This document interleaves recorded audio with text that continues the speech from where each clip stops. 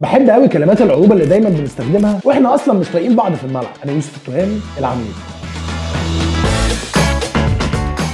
الاهلي لعب الهلال السوداني في ملعبه والماتش كان من غير جماهير. الاهلي خسر الماتش وعمل مباراه رديئه كارثه، وما فكرش حتى يعمل اي حاجه في الماتش يستر بيها نفسه. طبعا ده مش اول ولا اخر ماتش الاهلي هيخسره في الدنيا، بس الغريب ان في لحظه عشوائيه في الماتش الملعب كله ابتدى يمسك في بعضه من غير ما نفهم فيه ايه. شفنا عبد المنعم بيشد مع واحد من الجهاز الفني للهلال السوداني، الشناوي سخنان عليه، واحمد عبد القادر قام داخل عليه بصدره. ايه يا اخوانا في ايه؟ المهم الخناقه اتفضت والماتش كمل والنتيجه فضلت زي ما هي، ماتش عقاب. وبعد ما الحكم صفر بنلاقي الشناوي ان هو ماشي بره الملعب وبيزق اي حد يقف قصاده وعايز يوصل لحد معين، واضح كده ان هو غلط فيه. خناقه وبتحصل عادي في الكوره، بيسموها شده ملاعب. ماشي يا عم، بس اللي ملوش اي علاقه بالكوره ان علي لطفي الجون الاحتياطي للنادي الاهلي كان واقف مع فردين من الجهاز الفني للهلال السوداني، وفجاه لقيناهم بيضربوه، ما اتكلمش، راحوا ضاربينه تاني، راح لافف وراجع وقف مع زمايله. قام الاهلي بعت شكوى في نادي الهلال للاتحاد الافريقي، وطبعا مش هيعملوا حاجه. بس المفروض ادارات الانديه المصريه ما تسكتش على المهزله دي، لان دي مش اول مره فريق مصري يطلع بره ويحصل معاه مشكله كبيره زي دي، ودي على الاقل كانت ملمومه في ايام تانية ما كناش عارفين نلمها. بس اللي عاجبني بقى في صفحات النادي ده ان مقضيها تجاوزات في حق الانديه المصريه وبالذات النادي الاهلي، واللي تاريخه كله بيتلخص انه كسب الاهلي 3 مرات بس في حياته كلها.